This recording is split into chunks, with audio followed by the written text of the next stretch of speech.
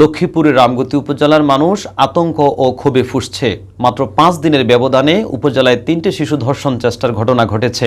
সর্বশেষ বৃহস্পতিবার চরআলগী ইউনিয়নের চরনিয়ামত গ্রামে 10 বছর বয়সী এক স্কুল ছাত্রীকে ধর্ষণের চেষ্টার অভিযোগে 80 বছর বয়সী এক বৃদ্ধকে আটক করে পুলিশ। ঘটনার পর স্থানীয় জনগণের তাৎক্ষণিক প্রতিক্রিয়া এবং আইনশৃঙ্খলা বাহিনীর তৎপরতা সত্ত্বেও প্রশ্ন উঠেছে, শিশুদের নিরাপত্তা কোথায়?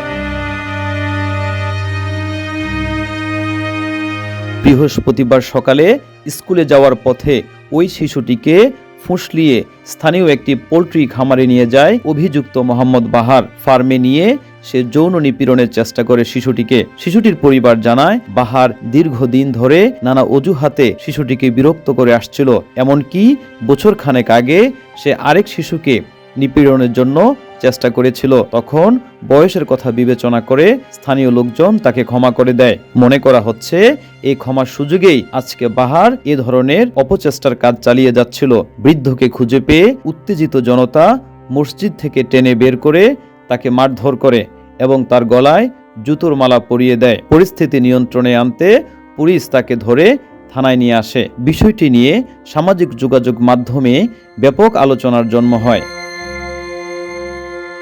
রামগতি থানার অফিসার ইনচার্জ কবির হোসেন বলছেন, অভিযুক্ত ব্যক্তিকে থানায় নিয়ে আসা হয় এবং তাকে আদালতে পাঠানো হয়। মানবাধিকার কর্মীরা বলছেন, এই ধরনের ঘটনার পুনরাবৃত্তির পেছনে অন্যতম কারণ হচ্ছে পূর্বের অপরাধকে বয়সের কারণে ক্ষমা করে দেওয়া। এতে অপরাধীর মনোবলে প্রভাব পড়ে না, বরং তারা ভবিষ্যতে আরো ভয়ঙ্কর হয়ে ওঠে।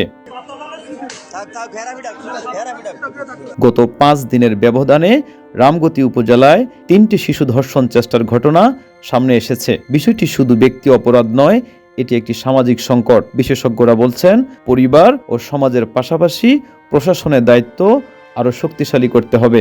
শিশুরাই আমাদের ভবিষ্যৎ। তাদের নিরাপত্তা নিশ্চিত করা শুধু প্রশাসনের দায়িত্ব নয়, বরং সমাজের প্রতিটি সচেতন মানুষের দায়িত্ব। লক্ষ্মীপুর জেলার রামগতি উপজেলায় সাম্প্রতিক ঘটনা আমাদের চোখে আঙ্গুল দিয়ে দেখিয়ে দিয়েছে, সময় এসেছে আর যেন একটি শিশুও যৌন নিপীড়নের শিকার না হয়। রাকিব হোসেন মিলন, নিউ নেশন, ঢাকা।